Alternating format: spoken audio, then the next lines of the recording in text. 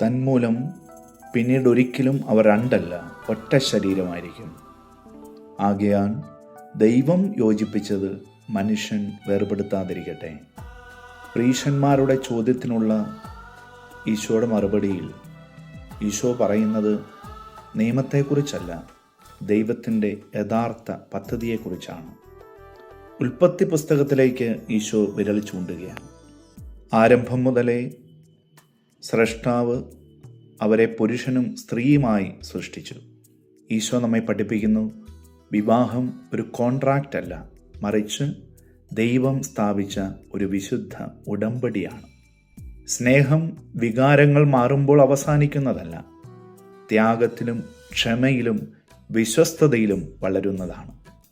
ഇന്നത്തെ ലോകം പലപ്പോഴും ബന്ധങ്ങളെ താൽക്കാലികമായി കാണുന്നു. എന്നാൽ ഈശോ നമ്മെ ഓർമ്മിപ്പിക്കുന്നത് യഥാർത്ഥ സ്നേഹം നിലനിൽക്കുന്ന സ്നേഹമാണ്.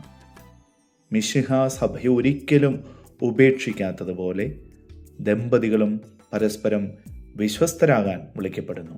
നമ്മുടെ എല്ലാ ബന്ധങ്ങളിലും വിശ്വസ്തതയും ആത്മാർത്ഥതയും ഉണ്ടായിരിക്കട്ടെ.